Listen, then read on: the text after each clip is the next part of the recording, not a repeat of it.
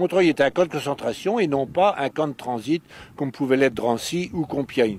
C'est-à-dire que les tziganes qui étaient à Montreuil-Bellay n'ont jamais été déportés en Allemagne.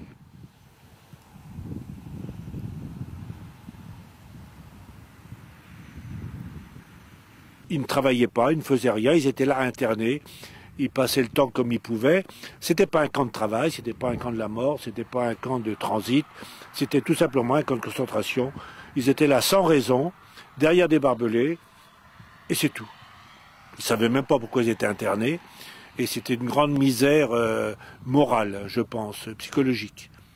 Et bien sûr, des conditions sanitaires et de nourriture qui étaient quand même épouvantables. Les baraquements étaient donc en dur ou en planche avec des toits en éternite. Alors c'était pas chauffé bien sûr, même les douches n'ont jamais fonctionné vraiment.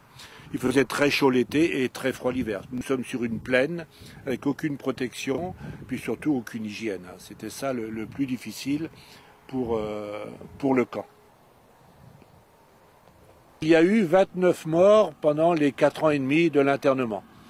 Alors, quelques vieillards et surtout des bébés qui sont nés en 43-44 de mamans sous-alimentées.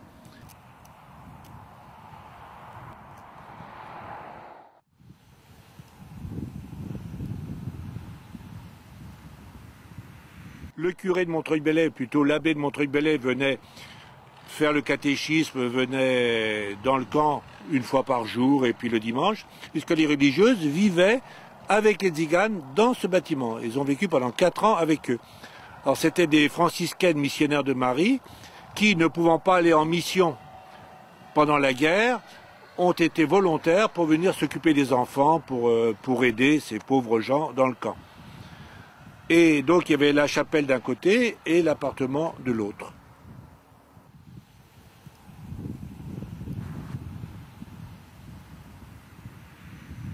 Le dimanche, les gens venaient parfois voir le camp, s'il y avait des nouveaux internés, ça devait être quand même très très pittoresque. Et que voulez-vous qu'on fasse pendant la guerre le dimanche? C'était quand même... Alors ils venaient là, ils marchaient le long du camp, ils m'ont dit qu'ils n'avaient pas le droit de s'arrêter. Et ils faisaient les 3 kilomètres de la ville, ça passait un bon bout de temps de l'après-midi. Moi, des Montreuillais m'ont dit, on avait pitié d'eux, on leur jetait du pain, on leur jetait des cigarettes derrière les barbelés. Puis moi, il y a des enfants qui m'ont dit, enfin d'anciens enfants qui étaient devenus adultes, oui, ils nous jetaient un morceau de pain, ils nous jetaient des bonbons ou des cigarettes, parce qu'on se jetait dessus et ça les amusait. Vous voyez, le même témoignage, vu par d'anciens internés et vu par des Montreuillais. Il y a certainement des gens qui ont jeté par gentillesse, par pitié à manger, puis il y en a d'autres qui en ont profité. Parce que la nature humaine, elle n'est pas toujours très très très belle.